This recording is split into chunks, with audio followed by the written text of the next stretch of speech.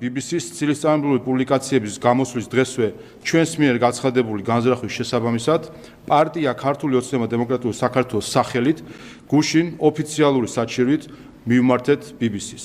ღიმილით შემიძლია კომენტარი გავაკეთო იმაზე, რომ ქართული ოცნება თითქოს ქმედებაზე გადასულიყოს.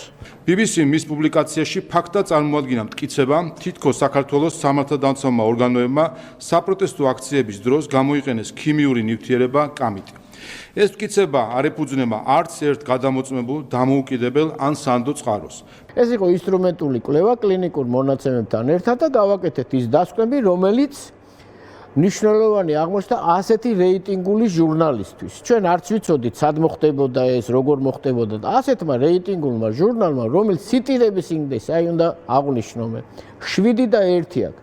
ასეთ ციტირებულ ჟურნალში უბრალოდ არ ხდება შრომების მიღება. ის გადის რეცენზირებებს, გარკვეული დახურული რეცენზენტები ყავს და თუ მიიღებ იმ შესაძლებლობას, რომ გამოქვეყნდეს შრომა, შემდეგ ქვეყნდება. პირიქით, ჩატარებული გამოძიების შედეგად დადასტურდა, რომ აღნიშნული ნივთიერება შინაგანსაკუთრების სამინისტროს არა თუ არასდროს გამოუყენებია.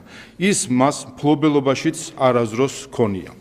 ჯერ ერთი ძალიან სასაცილო იყო ის 5 დღიანი ვითომ და გამოძიება სუსმა რომ ჩაატარა ქიმიური მოწამვლის საქმე. ეს როგორც დანაშაული თუ დადასტურდება, ეს არის სახელმწიფო დანაშაული და არა თუ საქართველოსნაირ ქვეყნებში, არამედ ნორმალურ ქვეყნებშიც იქ თვითონ სახელმწიფო ამ დანაშაულს არ იძიებს ხოლმე. საერთოდ საუბარი ზედმეტია 5 დღეში როგორ უნდა გამოიძიო ასეთი დონის საქმე, მაგრამ ცხადია ეს ემსახურებოდა არა სიმართლის დადგენას, არამედ სიმართლის დამალვას.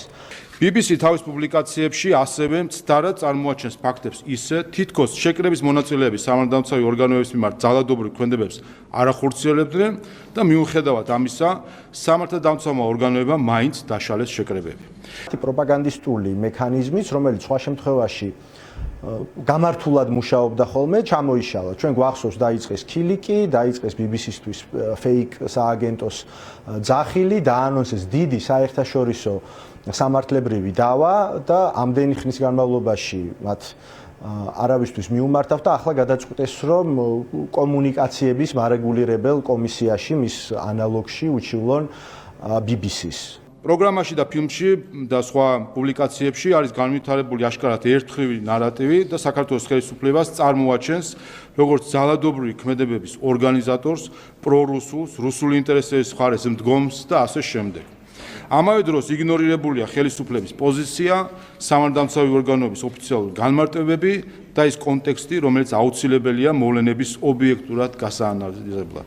რა თქმა უნდა, საზოგადოება არ ენდობა არც სუსის გამოძიებას, არც ამ რეჟიმს, ეს ისეთი საკითხია, რომელიც უნდა გამოძიებული იქნეს საერთაშორისო დონეზე. ამის შესაბამისი ბერკეტები არსებობს სხვადასხვა საერთაშორისო ორგანიზაციაში. იქნება ეს გაერო, იქნება ეს ევროსაბჭოს საპარლამენტო ასამბლეა, იქნება ეს ქიმიური იარაღის აკრძალვის ორგანიზაცია, თუ სისხლის სამართლის საერთაშორისო სასამართლო, შესაბამისი მექანიზმები სამართლებრივი არსებობს, რომელსაც ვენდობით ჩვენ, ენდობა საერთაშორისო საზოგადოება და მხოლოდ ამის შემდგომ შეიძლება ვისაუბროთ იმაზე, თუ რა არის სიმართლე, რითი მოგწამლეს ჩვენ 2024 წლის დეკემბერში. ჩვენი საჩივრით მოთხოვნილი გვაქვს. პირველი, ფილმისა და მასთან დაკავშირებული მასალების აღება შესაბამისი პლატფორმებიდან.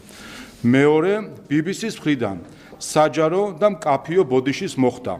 რეალური სამართლებრივი დავა რომ წარმოებული იყოს BBC-სთან, აქ ძალიან ბევრ რამეს აეხდება ფარდა, რა თქმა უნდა, სუსის გამოძიებას არავინ ენდობა და ძალიან ბევრი საკითხის, ძალიან ბევრი წყაროს და გაცილებით უფრო მეტი გამოაშკარავება იქნება საჭირო, ვიდრე ეს თუნდაც BBC-ს დოკუმენტურ ფილმში, რომელიც ამ ჟურნალისტურ გამოძიებაში მოხვდა.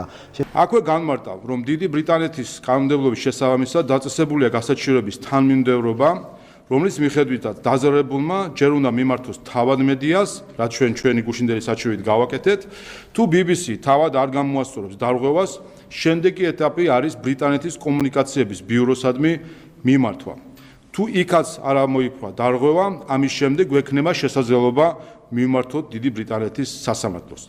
საქართველოს წინააღმდეგ ამ საძაგელი კამპანიის მხილებისთვის ჩვენ ყველა სამართლებრივ საშუალებას გამოვიყენებთ, მათ შორის ადამიანის უფლებათა ევროპულ სასამართლოსადმი მიმართვის უფლებას. მადლობა.